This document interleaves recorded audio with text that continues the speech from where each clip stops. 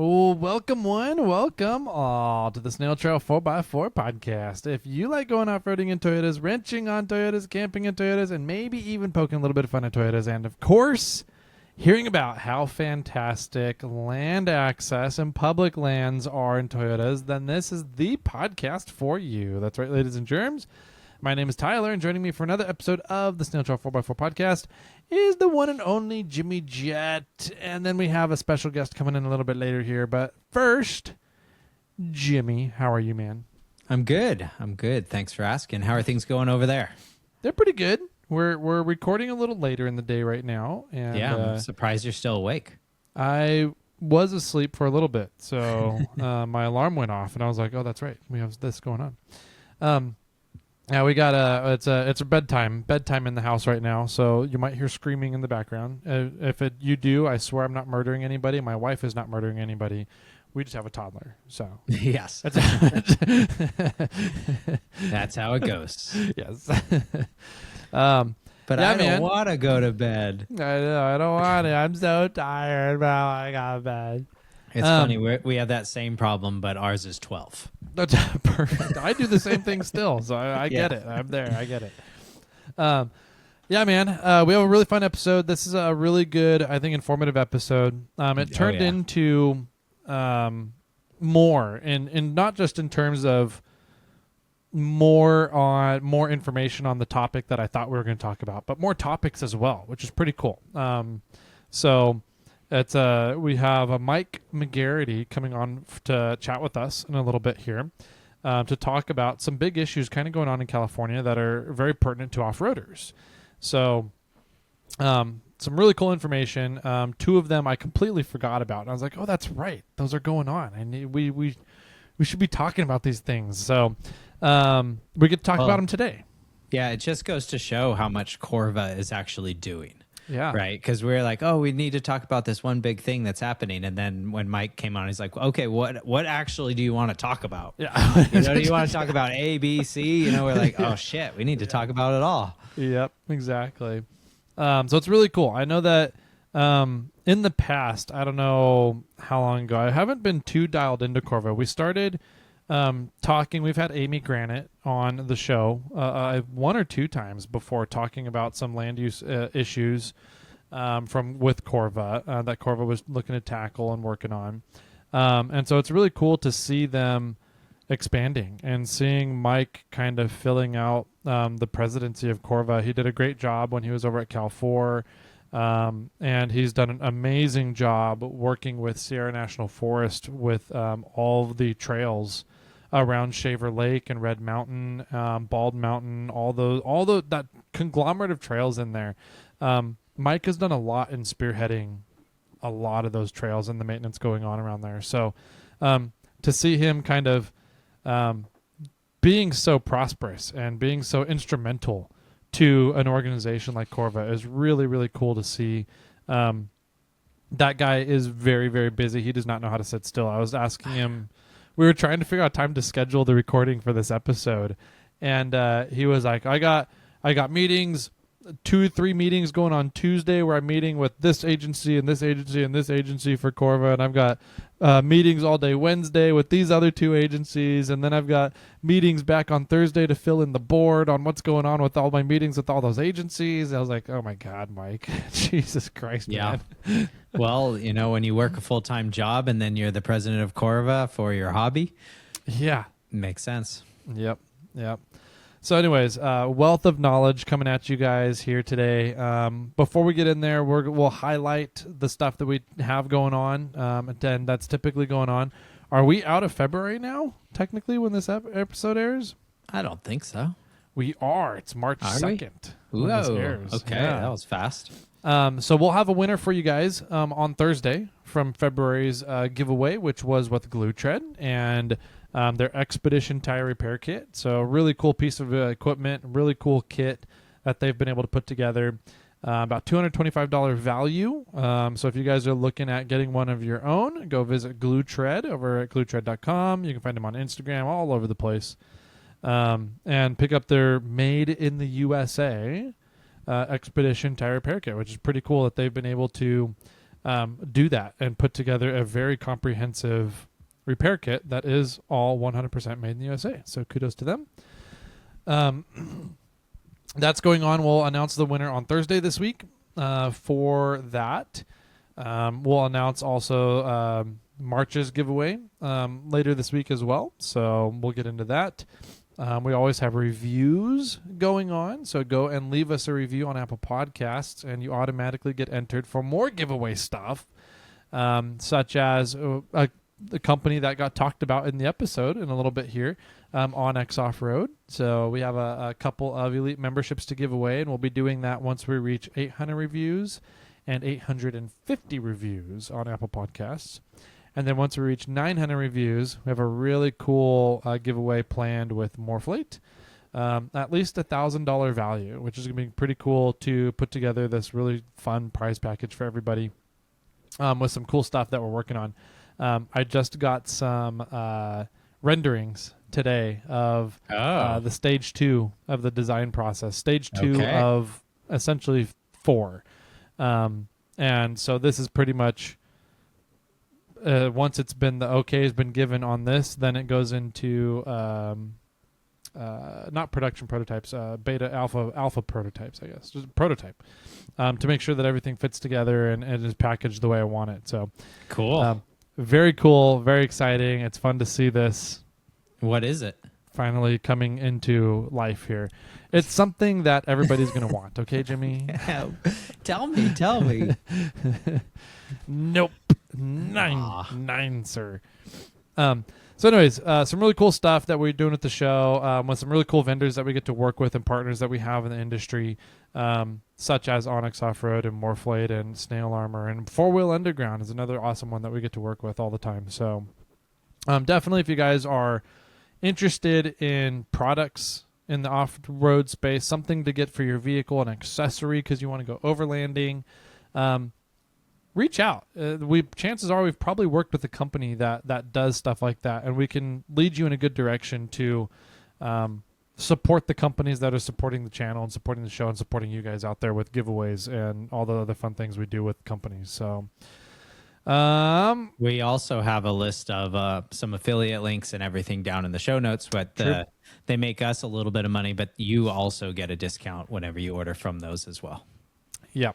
Yeah, it's we make a little bit of money. It really isn't a lot to cover anything. The major value of those is that it shows the company that the listeners of Snail Trail 4x4 are going and shopping at that company. So that when we come back to them and be like, hey, we haven't talked with you guys in a while. What have you been up to? Do you want to come on the show and do another interview and do a giveaway that month?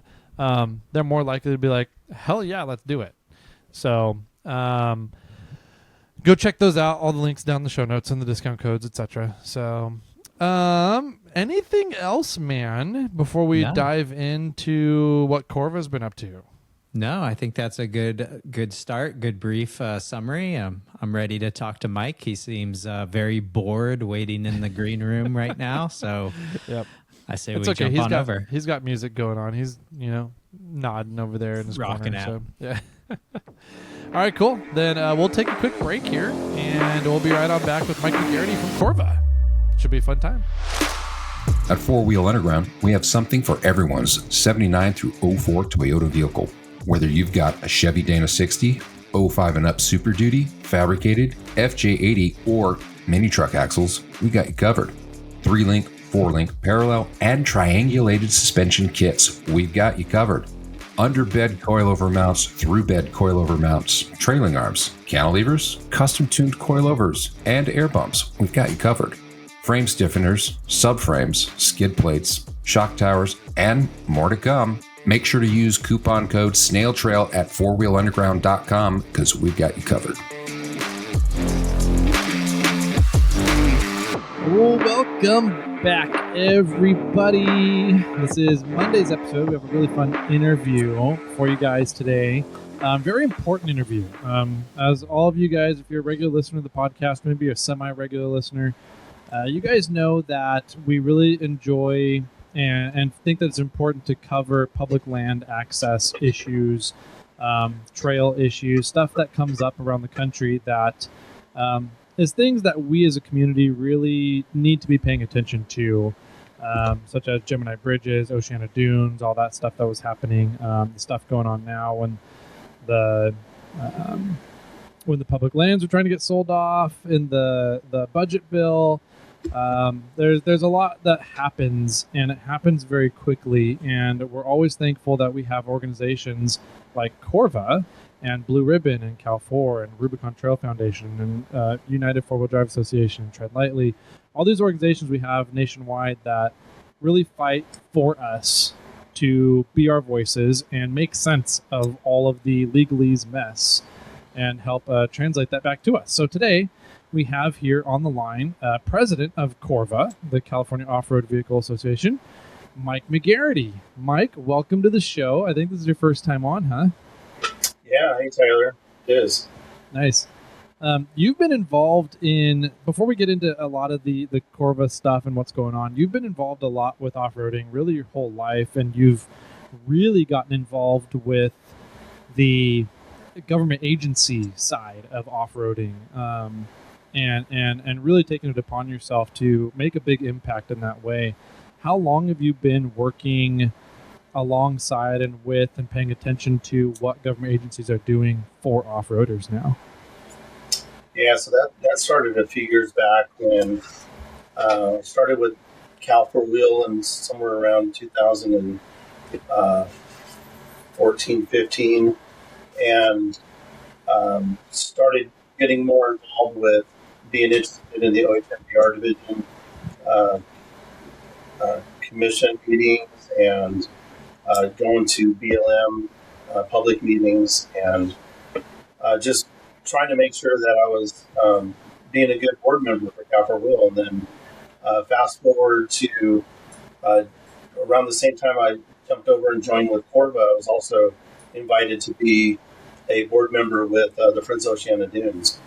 That's when I really jumped in to the deep end and really started understanding how a lot of different things works when it comes to our public access and all the entities involved, all the environmental groups, and seriously how a lot of people in California literally resent our lifestyle.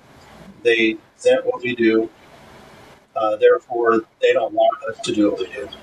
And it seems like a lot of times it has little to do with the environment and more to do with our personal choice of what we want to do as a lifestyle. Because they don't want to do it, and they don't feel like we should be able to do it. And so over the past 5 years, I've really dove deep into working very close hand in hand with state parks and with them and the Forest Service. I've always had a good relationship with the Forest Service just because back in 2008, I started working closely with the Sierra National Forest through my local club that I joined. And we put on an event up in the Sierra National Forest called Moonlight Madness, and started getting to know the Sierra National Forest OHV staff. And through the permit process and then through the adoption trail process, really started to understand what it means to be a true stewardship of our land. And then I had somebody bring me under their wing and started introducing me to the OHMVR division grants. So I started writing grants in 2014 and then wrote those all the way through 19 until they changed the regulations. And so 19, they made the regulations very strict with the nonprofits to the point where you need to take it on as a second job. And as a volunteer, just way too many hours. And so a lot of the nonprofits have dropped out of writing grants with the OHMDR grants. It's kind of unfortunate. That's a bummer. So that's a different conversation by itself. Yeah. Okay. So yeah, you've been doing this for a while.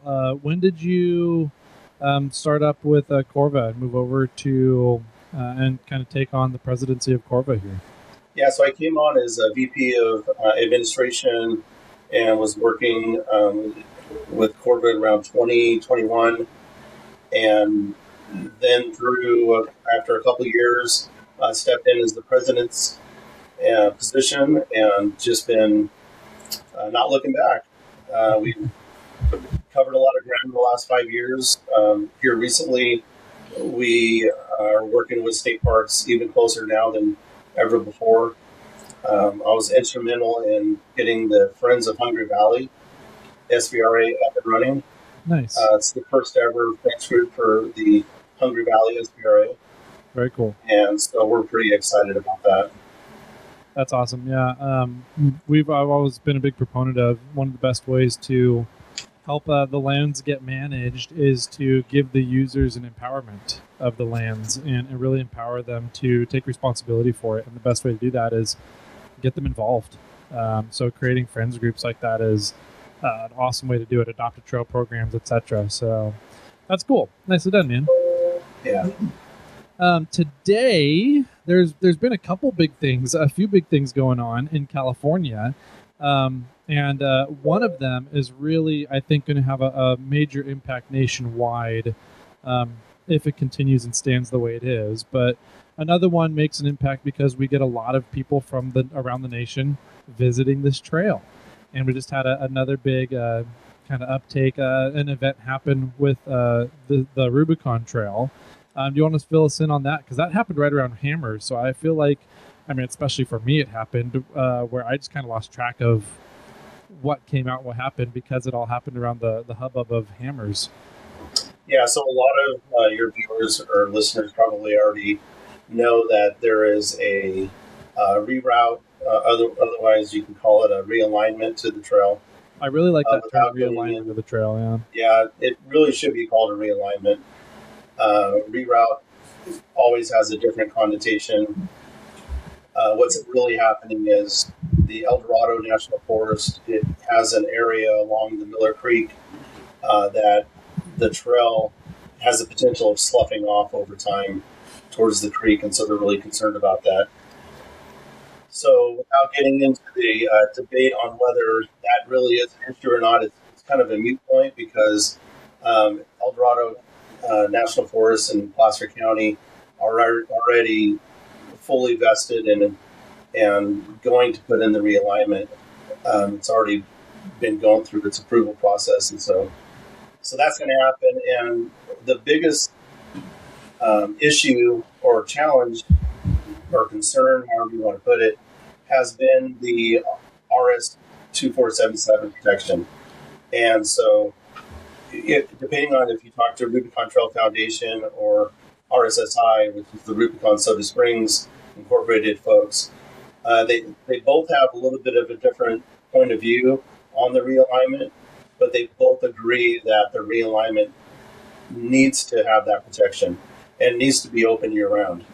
And what happened with the realignment is when it connects back into the Rubicon Trail, before so it connects into a Forest Service road, which is under travel management, which through the record of decision has a season use date. So that's going to be one of the issues is that connectivity back into the Rubicon Trail. What I suspect is going to happen and what we're going to be advocating for is that the gate that is on that trail that connects back into the Rubicon Trail is moved back to where the realignment comes out into the trail. So hopefully they'll make that happen. But what happened here in January, which is something that we've been asking for, and both Rubicon Trail Foundation and RSSI has been asking for a guarantee, a promise.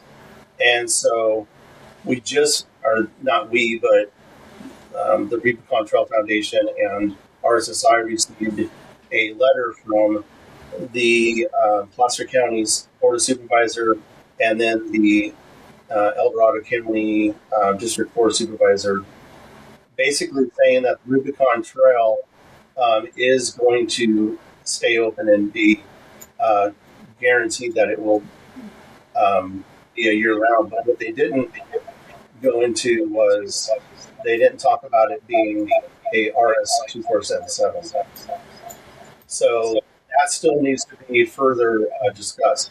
Mm-hmm. But it does address the concerns about the Forest Service having any type of alternative motive regarding long-term management of the Rubicon Trail.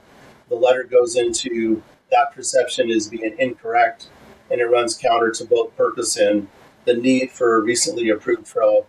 They're continuing to call it a reroute, but both of the districts say that they are invested and motorized recreation is very important to them. And they are ensuring that the long-term viability of the trail is going to be taking a very serious benefit to them, to the county, and to all of the motorists that use the trail. And so they are going to make sure that the Rubicon Trail stays designated as a year-round trail without seasonal restrictions. And so it's great that it's on a letter, but we're working on actually making sure that it is recorded through some type of a ordinance or something that is recorded through the county, so that it maintains and keeps that. When the two people that wrote the letter might go on someday, and then it's like, well, that was what they agreed upon. That's not what the county. So yeah, that's what we're working on.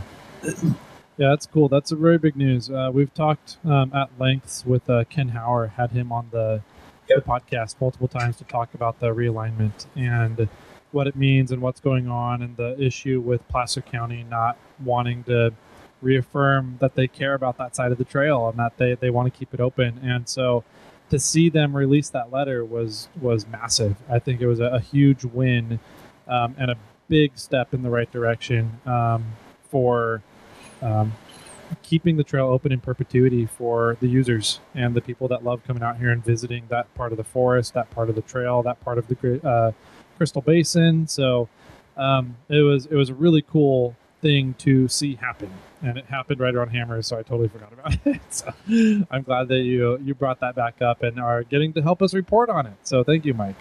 Yeah, you're welcome. So along with that, there's been another kind of move that we've also kind of mentioned and hinted about, I think when we've had Ben Burr on the podcast from Blue Ribbon Coalition before, about the safety, off-road safety kind of certifications that Utah and Arizona were doing, and that they were kind of looming in the horizon with California as well, and trying to figure out what that was going to look like for California, how California was going to adopt something or not going to adopt something, what it may turn into, evolve with, and you have some news on that. Yeah, so over the past 3-4 years, CORVA has been engaged and involved with the OHMVR safety summits, and we just had one back in September at Reading, where we all came together as a coalition, which included Cal4Wheel, it included ASA, it included MIC, AMA, etc. So everybody was invited to the table. And what came out of that was a safety bill that Wilson's office released called AB 1613. Now, it didn't have everything that we all agreed that we wanted in the safety bill. So there are some things here as a coalition bringing to Wilson's office as consideration.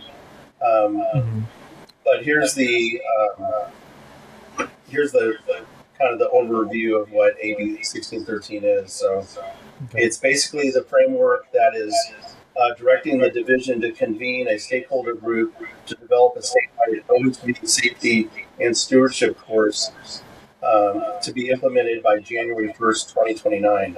And under AB 1613, the division must convene a stakeholder group by June of 27. This group must submit a report by May of 28. The division will implement the California Highway Vehicle Safety and Stewardship course by January of 29. So it's a long process. Than we anticipated at the beginning. But what's going to happen is the operator cards will be issued individually, and the card will follow the person, not the vehicle, once they completely successfully do the course. Operators age 16 and older must possess the operator card. or proof of reciprocity, and that's been another big component of this. So if you have this card, on this card to follow you when you go to a different state, that also requires the safety training. So somebody from Utah that comes into California gets pulled over and asked for their safety card. As long as they show their one from Utah, then they're fine to operate in California, and then vice versa. If California is riding in Arizona, they get pulled over and they get asked for their safety card, they would recognize ours as well. Yeah, sounds like a driver's license in a way. In a way, yeah. Violators will be treated as it looks now with escalated fines. We had a couple different ideas of that as well, but creating a structured, standardized safety and stewardship curriculum that promotes responsible recreation while protecting California natural resources. And that's been a big part of it, is making sure that stewardship is part of it. Staying on the trails, making sure that you're not going off the state, staying on designated routes. And that needs to happen. There's way too many trails that go into way different directions, and to be honest with you, a lot of the folks that go out there and buy these vehicles, brand new, turnkey, ready to go, a lot of them haven't been off-roaders in their lives. They see commercials where it looks fun, and you're out there blazing trails through wherever you want to go, going across these beautiful landscapes, cutting through meadows, running through rivers, just having a heck of a good time. So they go in with their pay stub, they have a job, they qualify for 30% APR financing on this vehicle, and they're immediately out there doing 80 miles per hour. And so they need some education. And what we want to do is we wanted to make sure that it affects and it needs to apply to any vehicle that's in the OHV designated area. As the bill came out, it didn't include that. It didn't include Jeeps or four-wheel drives, trucks, like street legal vehicles, and it didn't include dual sport motorcycles. It didn't include any street legal adventure or overland vehicles. So we want to make sure that it does include those, because everybody that's in an off-road vehicle area really needs to know what the expectations are when you're out there riding around each other.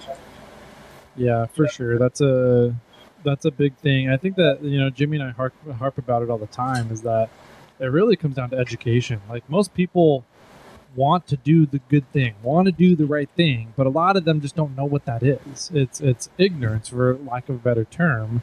And how do you educate the masses? And I think that's one of the roles of government is to help educate societies on, how do we do things so that it's good for society, and that we still have places to play later on for society, right? So I think that's a good way of doing it. When I first heard about those safety certifications coming out in Utah, I was like, that's a great idea. That's a great use of a quote unquote certification and certification process. My question is it going to happen at the moment of when you purchase the vehicle, or do you have to have it if you ever get pulled over in an OHV area, try and go to an SVRA, anything like that? Yeah, so it's kind of like buying a fishing pole. So you can go in and buy a fishing pole and tackle and bait and everything you want. You can walk out the door and they're not requiring you to buy a fishing license. Okay. And so we kind of look at it the same way. You can go in and buy these vehicles. We don't want the burden to be on the manufacturer or the salesperson. Some people do. But it shouldn't be their job to mandate or make sure that you have to have your safety card before you can leave with the vehicle. What's going to be helpful, though, is them educating also and giving a piece of paper or a pamphlet saying, hey, just so you know, this is the law, and you do need to go and get these safety courses done. And I don't know what it's like when you buy a brand new boat. I don't know if they're doing the same thing regarding the boater's card. But I will guarantee you one thing. This test for OHV is not going to be as long as the boater's card. I don't know if you've had to do that yet, but as a boat owner, it was about a 6-hour process going through the testing. It was very educational, to say the least. Yeah, well, I kind of like, I don't want to say envision it like the campfire permits in California, but like the campfire permits are really, it's funny to me that they're super easy and it's common sense material, but it's amazing as to how many people don't think about that process when they're putting out a campfire. Yeah. And it's like, it's I don't know, it's super easy. It takes like 5 minutes to do. And I'm curious if this is going to be sort of along those same lines, like, hey, look, dummy, think about these things before you go doing it. Or is it going to be like an actual, like, full-on training? No, it's going to be something that anyone that's been off-roader, for maybe a couple of years would be able to breeze right through it. It's really designed for the brand new person that's never off-road before, and who, more than anything, it really makes them stop and think about how serious and potentially dangerous it is to have this vehicle out there as they're off-roading, and to be really mindful that there's other people out there that aren't paying attention, that aren't taking these things into consideration that you are, now that you've read through this material. And so one of the main things that we want everyone to know, that don't look at it as being a punishment to the ones that have been an off-roader for the past 20 years. Because a lot of these veteran off-roaders look at this as being a punishment. It's like, wait a minute, I know what I'm doing. I'm not the problem. And you're right. You're absolutely right. But unfortunately, if there was a way to opt out, or, I guess just take it and test out, how you do for a college. If you're too smart for the test, then just take a test and test out. So that's basically what this is. You just sit down, you go through the material, you answer all the questions, because it's going to be no-brainer for most people, and you get your card and you're done. Yeah, and the veteran off-roaders that have been around forever, off-roading for their whole life kind of thing, this is just going to help them out too. Like, Agreed. having more people with common sense on the trail and understand what to do when you're coming around a blind turn and you're not supposed to be going 40, 50 miles an hour, right? That kind of stuff. It just makes the trails more enjoyable for everybody when everybody has common sense and courtesy to those around them. So it's going to make their experiences better out there too, the more we get people into these safety certifications. So. Well, and LEO is going to use this as educational, because when it first rolls out, I would say probably for the first couple of years, it's like, hey, so you were involved in an incident here. Do you have your OHP safety card? What are you talking about? So now they're going to educate them on what it is, and that it is required, and why it's important. And then they're going to require them, like in basically a citation, that it's like a fix-it ticket. You have to take this course. And then there's going to be a follow-up procedure, whatever process, to make sure that they're actually going and getting and taking that course. Now then, if another incident happens and you're talking to individuals that actually took the course, and somebody was, extremely wrong in the situation, they did something really dangerous, and you took the course. So now what the officer can do is either continue to educate, or write a citation saying, now you need to go get online, or you have to go get in-person training. So you've already done the online training, or your wife did it and gave you the card. Whatever happened, you didn't get it because you just did something you shouldn't have done. Yeah. And so now it's going to be required for you to go take an in-person training. And the in-person trainings are always going to be optional unless you do something where you're going to now be required to go get it. Okay. I was going to ask if they failed the test the first time, if they had okay, dummy, now it's your turn. You got to go take this winching class or whatever it is. Yeah. No, there's not going to be any failure rate, I don't think. Unless a 5-year-old's trying to take it, but any adult over 16 should be have no problem. Nice. Okay, well that's cool. So that's looking at implementation in January 2029. You said, right? Is there going to be? Yeah, I mean, as long as it makes it through this process, and then it gets signed by the governor in October, which I think that it will. It's going to have a lot of strength and a lot of support from everybody in California. So Cool. it's been a lot of work putting it together, but we believe that it's going to improve rider competency, reduce potential preventable injuries, prevent deaths. There's been just too many deaths. Yeah. And then enhance the environmental compliance, and then strengthen the long-term substitutability of the OHV recreation. So Cool. it should be really good. Yeah, I think if it's done the right way, it can be a really awesome thing. And it sounds like you guys, especially with having CORVA and big time off-roaders at the table helping plan it all out, it sounds like it's being done the right way. So it's very supportive. Yeah. In addition, there's already states that have this implemented, so we can kind of piggyback on what they're doing and improve upon it for our own state. Yeah, I took the Utah course a year or so ago, just so I knew what they were doing as we were working on this one, and very informative. A lot of videos.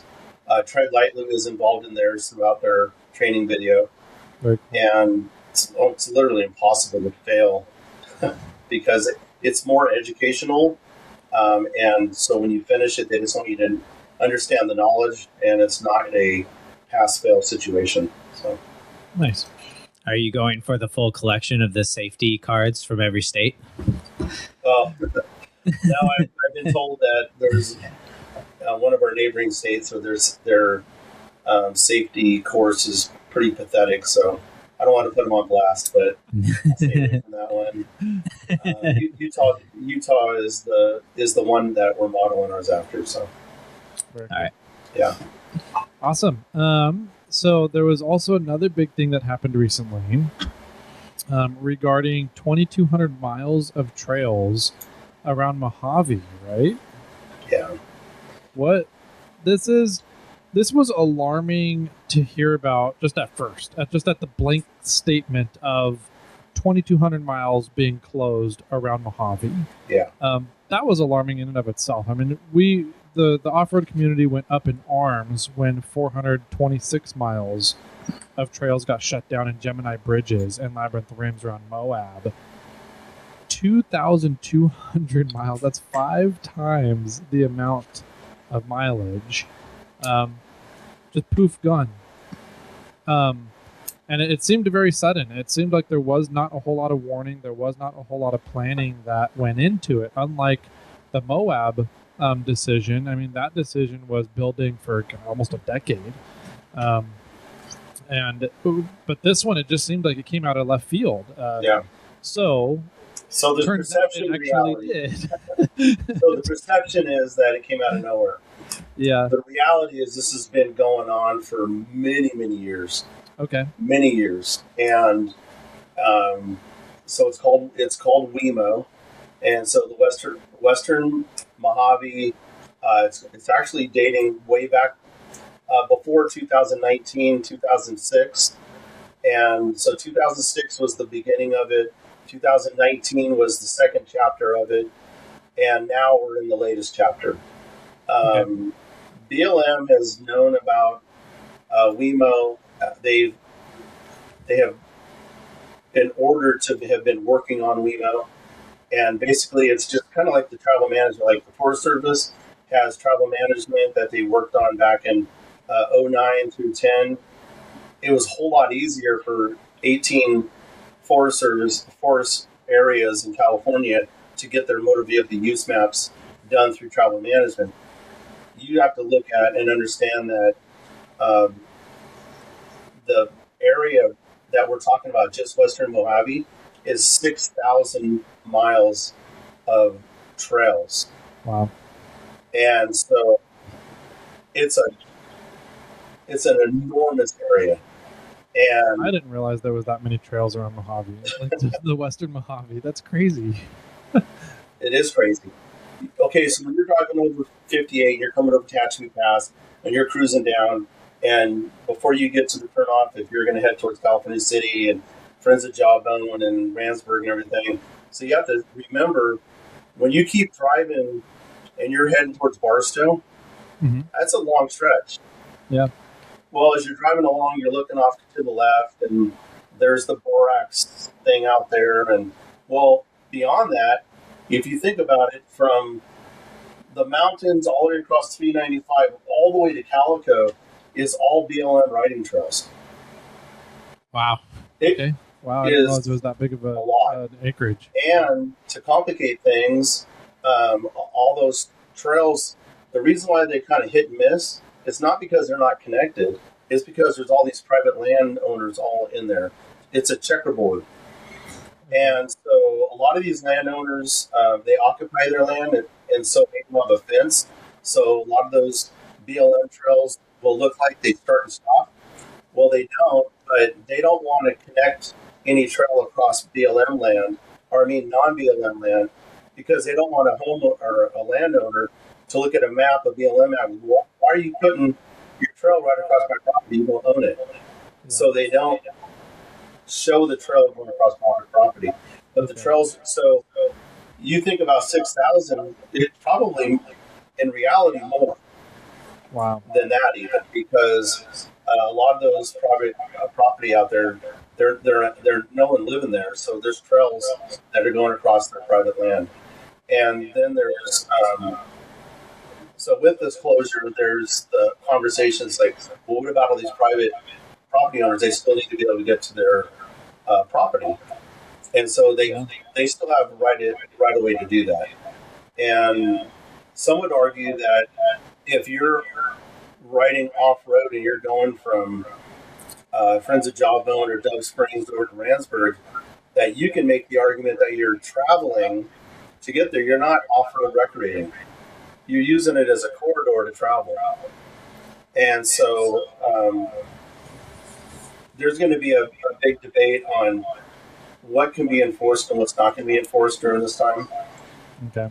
So let's talk about the judge's order. So what it did was what is the normal process that a closure like this is supposed to go under, and what it's supposed to happen under?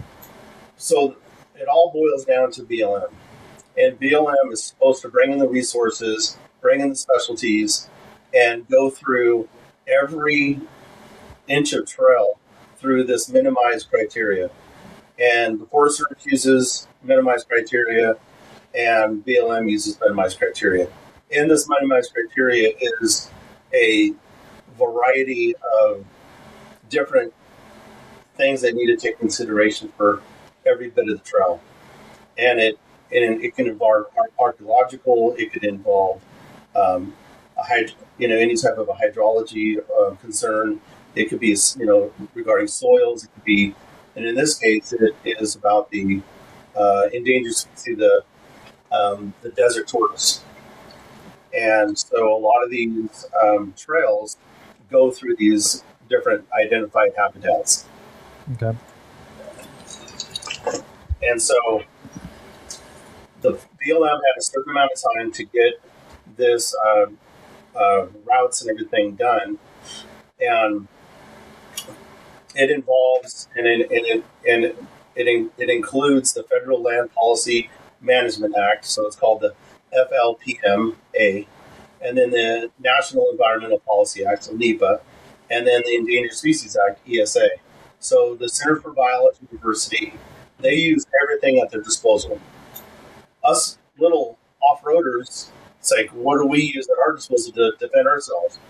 Well, we go out there because we enjoy it. It's our lifestyle. Well, They have all these other things that are very strong way to defend their public lands against off-roaders. And they use it. And so what's happening... They've gotten very good at using them. So yeah, exactly. So what they did was they made a case that these designated OHV routes are making impacts to the threatened Mojave Desert tortoise, the endangered land mountain milk vetch, which is a weed, and other sensitive environmental resources. So the plaintiff won, and because they said that, or the court said that the BLM failed to affirmatively demonstrate in the administrative record how it was going to apply the regulatory minimization criteria that I spoke about a minute ago in all of those designated routes. So the BLM improperly relied on optional post-designation mitigation measures from the two different other times that they were sued, and then was given opportunity to move on. And so this is actually the third phase. And so they need to justify every route designation. And instead of ensuring the minimization at the time of the routes, they need to make sure that they are relying on optional mitigation measures to support its quote unquote non-jeopardy conclusion of the desert tortoise. And it goes on and on. It gets into NEPA claims and through the supplemental environmental impact statement, which is another layer that is there. So basically what it boils down to is BLM has been given a task that needs to be done by 2029 that there's no way they're going to be able to do. They don't have the resources, they don't have the manpower, they don't have the budget. Mm-hmm. So something's going to have to happen. And if you go all the way up the chain of command, it literally goes all the way to the Department of Justice. And so the DOJ would need to come in and negotiate some type of a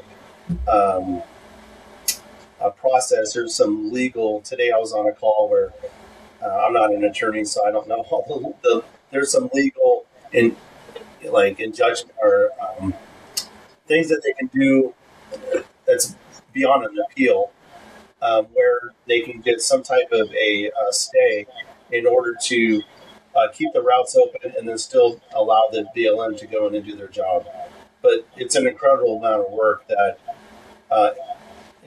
it just didn't affect the Western Mojave. It affected several other areas throughout California, in the south to the north, because you were talking WEMO, there was NEMO for the north, there was SEMO, there's another one that's over that went into Arizona. So this is the last of all of the designated areas that needed to be done through this reroute process, and it's huge.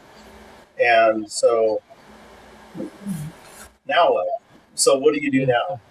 Can the BLM close 2,200 miles of trails? And so the answer to that's no. Should riders still go out there and ride? The answer is no. You shouldn't. And so CORVA is not going to condone or say that you should be out there doing it.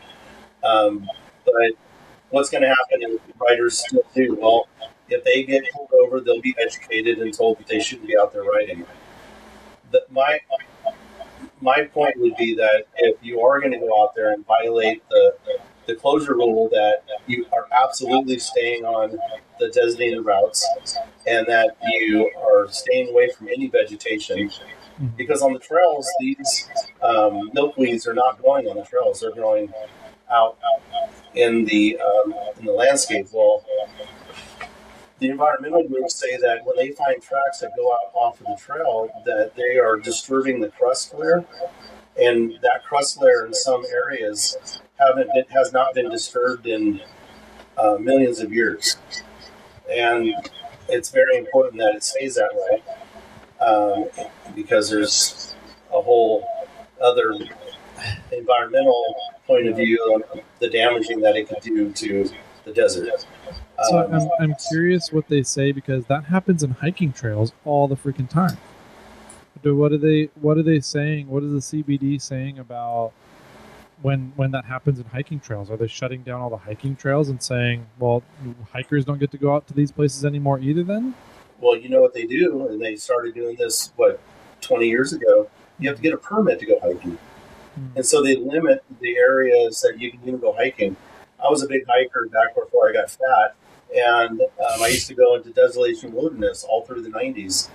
And at one point, all of a sudden, my buddy that I go hiking with says, "Hey, we didn't make the cut." And I'm like, "What are you talking about?" And he goes, "Yeah, you got to get permits to go hiking into Desolation Wilderness." I'm like, "Say what?" And he goes, "Well, it's because they're limiting the amount of people in there because exactly what you're saying. If there's too many people on the main trail, then they divert off and they're walking through areas that they're not supposed to be walking." So, to your point, it's similar to the same thing. Okay. And so what we had to do in that particular year is we had to drive and sit outside the ranger station because when it opens up at 7 a.m., they give out a certain amount of permits. So if you miss the online way to reserve it, they hold a certain amount for you to get when you go there in person. So luckily we still hiked in through Echo Lake and went into the Alohas and had a great time. So Nice. Jimmy, you're nodding your head. Have you been there before? Oh yeah, many times, and I've had to go through that process as well. Most of the time, I can usually reach out to the Ranger District area up here in El Dorado County, and then find out if there are openings, and then I have to show up at the ranger station that morning to go through the process to register, and then drive up the mountain to go out there. But yeah, I've always, I mean, I understand it, but I don't like that side of things, just because now we're limiting who can go out into recreation and when they're able to go out in recreation.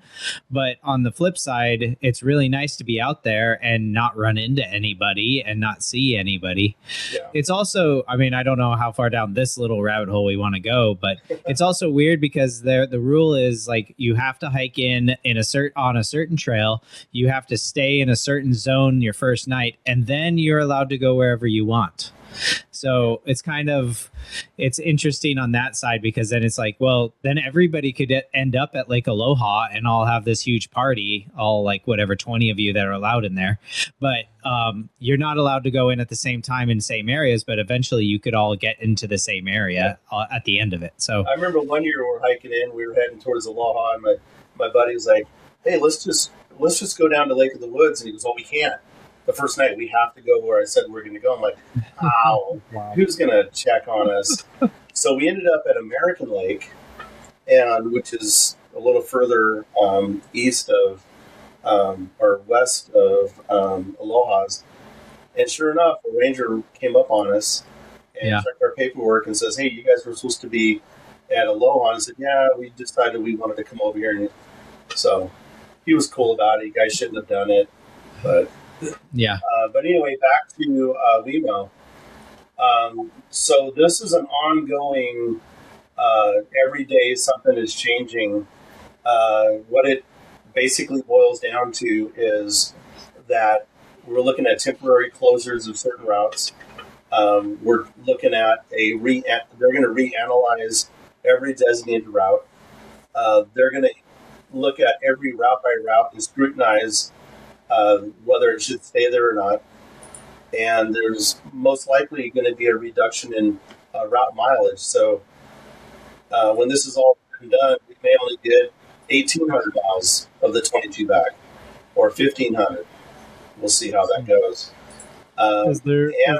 We potentially could be looking at a fragmentation of connectivity, because when you're out there, you want loop opportunities.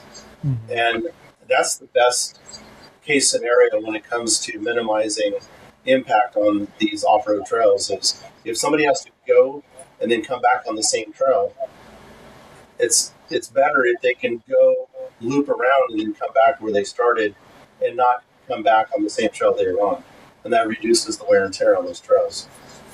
So we'll see how it goes. A lot of people, if you're running backwards along the trail that other people are running forwards on, you risk more head-on collisions rather than just. Well, there you go. That's a good point too.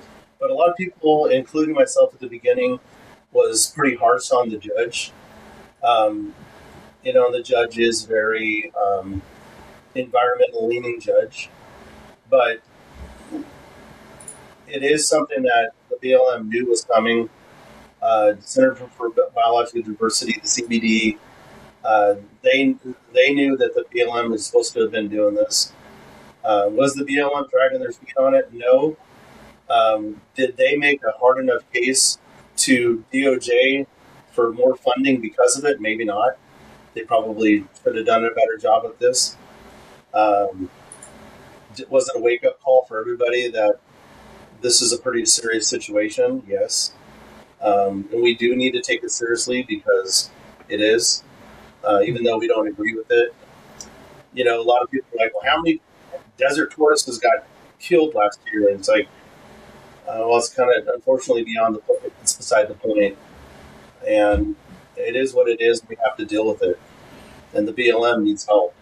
So that's going to be the next part is how many volunteers can help the BLM in this process. So that's going to be something CORVA is going to be pursuing.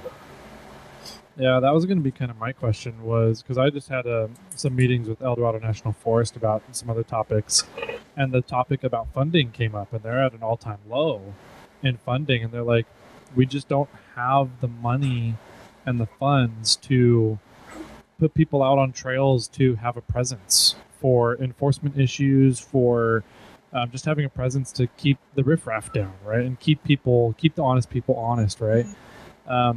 And, you know, the conversation came up about volunteers, and it's like, okay, well, how many volunteers do you guys need to get the job done? And he was like, yeah, unfortunately, it's just not that easy. You have to have specifically educated and skilled volunteers to do certain tasks, and there's liability that comes with volunteers big time. And so it's interesting. So it sounds like this has been coming for a while. Has it just been, and it's a combination of not enough funding, not enough resources for the BLM to do it? What it's called post-designation mitigation. So the designation for the routes was already set. So now you got post-designation mitigation. So when all those routes were approved back in 2019, there was mitigation that still needed to be done. And it's kind of similar to travel management with the Forest Service. The Forest Service, they're always and supposed to be always looking at post-designation mitigation on all the trails. And the forest can keep on it because there's a lot less trails typically in the national forest. Unless you go somewhere like San Bernardino National Forest, they have a lot of trails. But like Sierra National Forest, small amount of trails. So what this means is that it's created a precedence that any environmental group like the CBD can look at an area and find out and do some research on what has their post-designation mitigation been and how closely have they been relying on adaptive management to mitigate these routes after they've been designated.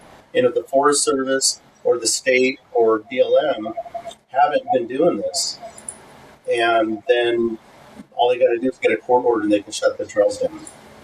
And that's really too bad. Like, what is? And California is not going to be the hot spot because Utah has pretty much got slammed, and so it looks like the shift is going to come towards California now.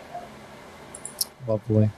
Yeah. Yeah, it's really too bad that the courts got involved and the court is essentially setting this precedence that you're talking about. And I think when it comes to a lot of off-roading trails and land use and public access issues, a lot of the arguments from the off-roader side really comes down to precedence. Like, it seems like a lot of decisions that get made are creating some really bad for us, I think bad for everybody precedences. Like this one, I mean, what if off-roaders magically came together, got a ton of funding, and started suing to shut down a bunch of hiking trails? Like, what if we got all together and said the PCT is not being managed properly due to this or X, Y, and Z? Therefore, we get a judge involved, and the judge just says, "Oh, you guys are right. Let's shut down the PCT." Like, that's not a good solution either. Like, but that's the precedence that they're setting right now. So, I mean, how do you combat precedents in situations like this? No, it's a real deal. It is an absolute real deal. That's why the fight at Oceana Dunes has been so important, because everything that happens at the SVRA at Oceana Dunes is going to have impact across the state, and so everything that happens there has precedence, and so that's what makes this such a big deal. And now the environmental plaintiffs, they have a roadmap, and they can now challenge every future travel plan statewide. And it's, unfortunately, I see that coming, and we just have to keep doing our due diligence as volunteers and helping. That's why the Adopt a Trail programs for the forest is so important. Yeah, I agree. I don't know. Jimmy and I are big on volunteering and volunteerism, and getting people involved, getting the public involved, getting communities involved. I think that there's a lot of people in Facebook group pages out there that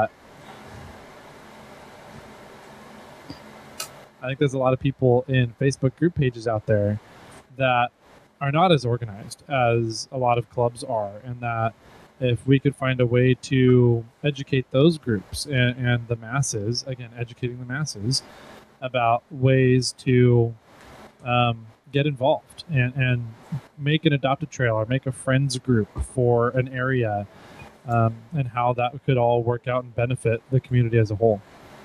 So it's super important that volunteers find out what they can do to help.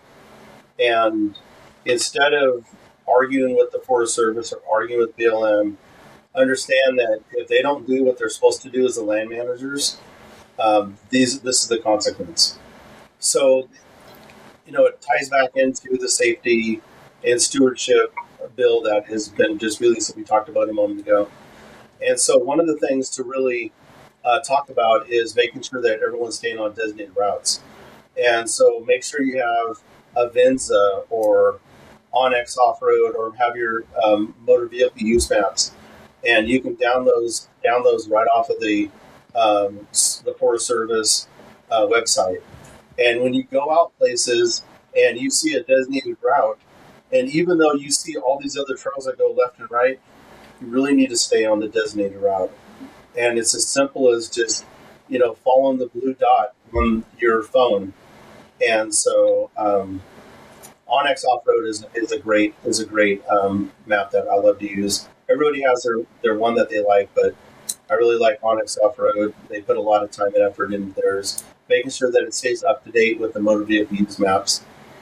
And so everybody should make sure that they have that. I know anybody buys a Polaris, they have the what's it called? Some type of a GPS software system on there.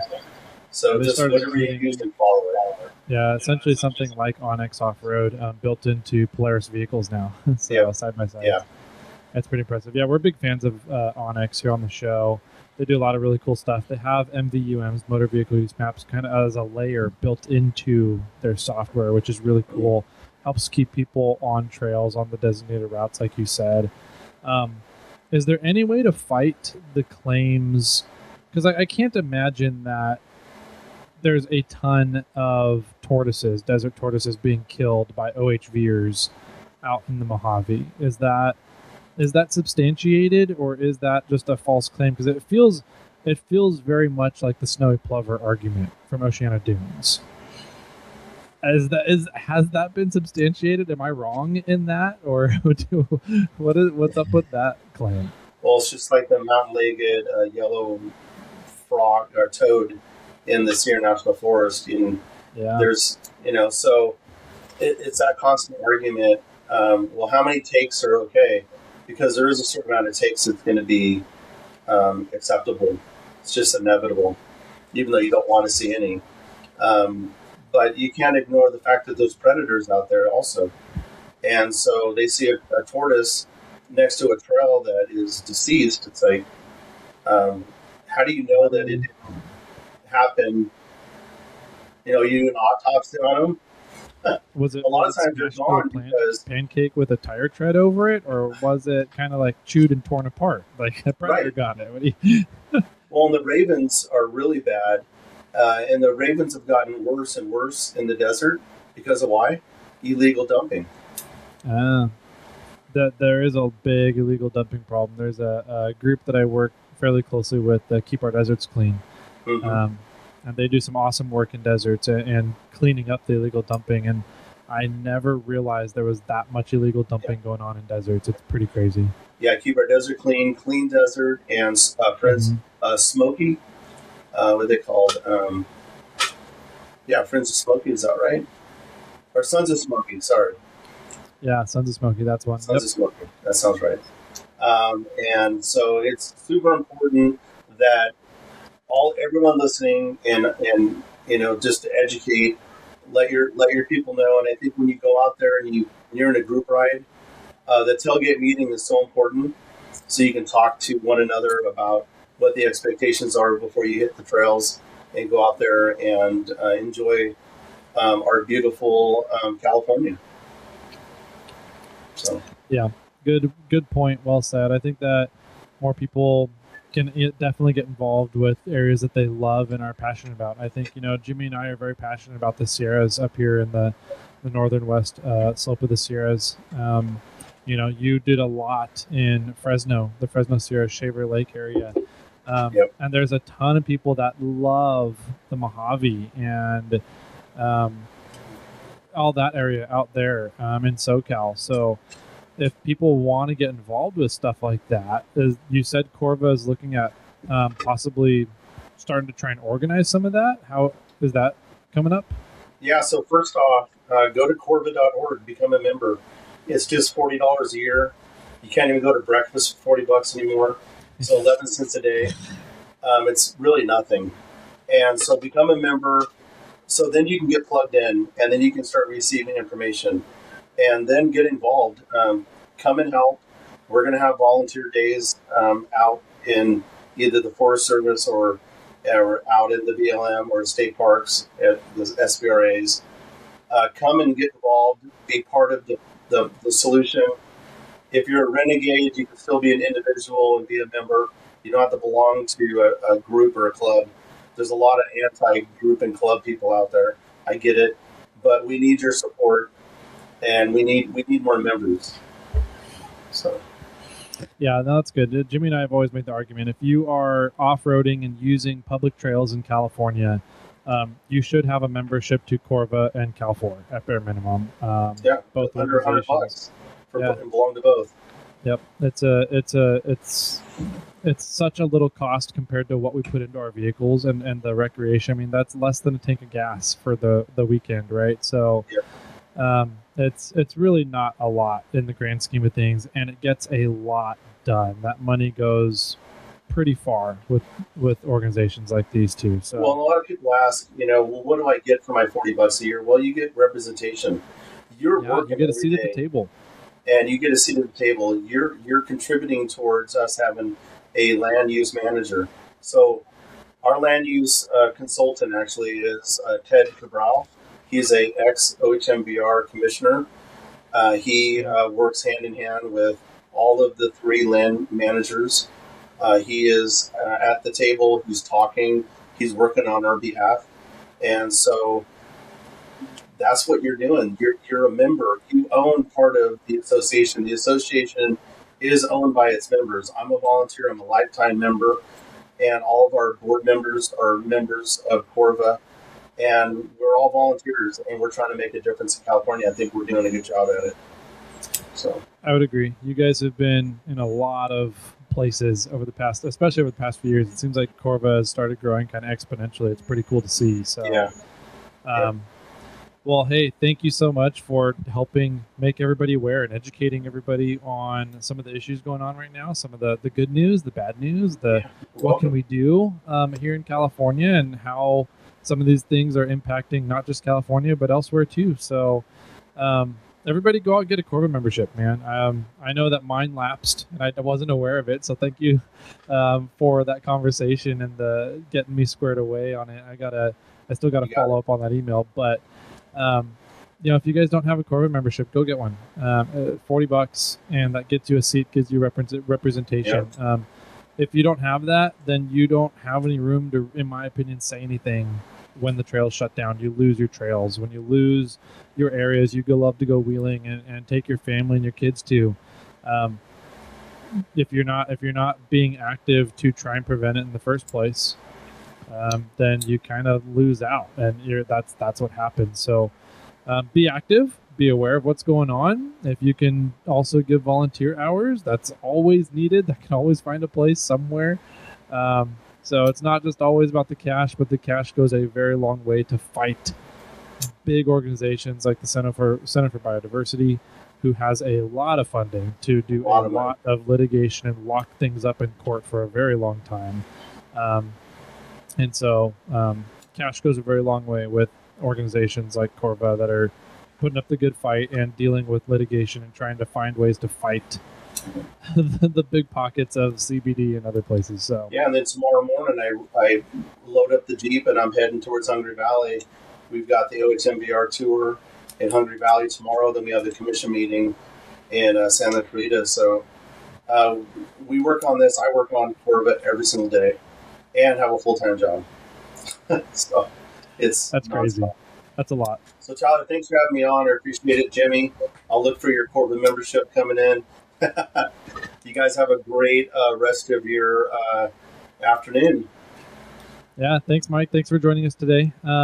If people want to get a hold and see what CORVA is up to, can they do that through social media, website, email distribution? CORVA.org. Go on Instagram and just look for CORVA. It's a CORVA. And follow us on Instagram, follow us on Facebook, and become a member. And then you get all the emails that not everybody gets to see except a member only. So be part of the solution and stop being part of the problem. Don't be part of the problem. Don't be part of the problem. Sure. I like it. Jimmy, if people want to get a hold of us or maybe send questions through us to Mike and CORVA, how can they do that? Yeah, you can always reach us on Instagram. I'm over at SnailTrail4x4. Tyler's at 4x4 Toyota Tyler. You can email us. It's Jimmy or Tyler at SnailTrail4x4.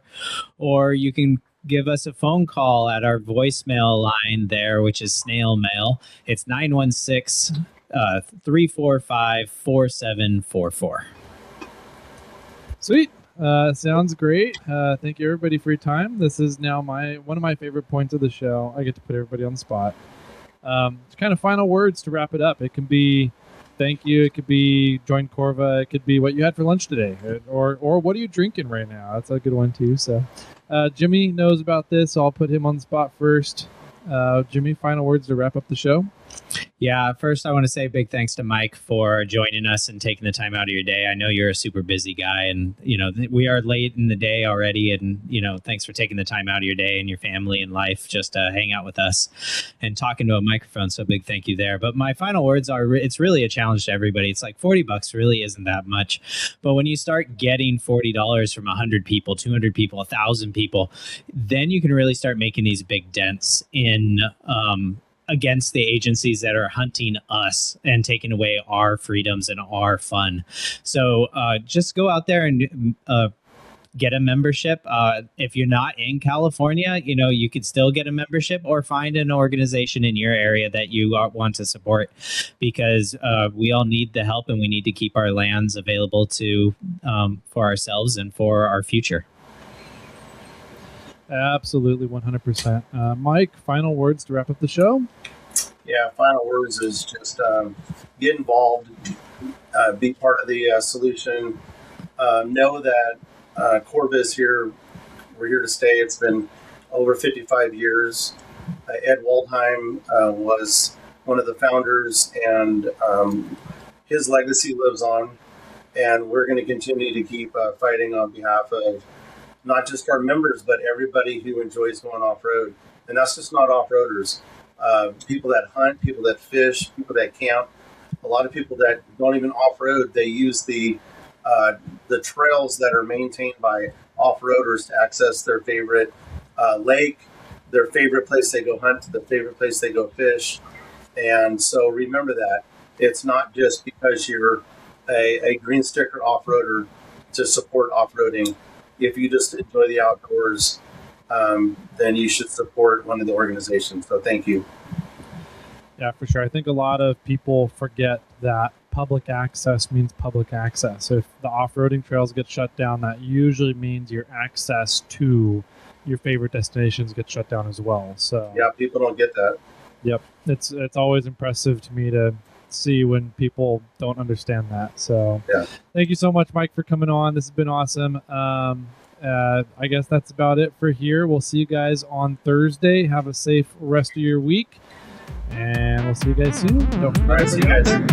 Keep rolling.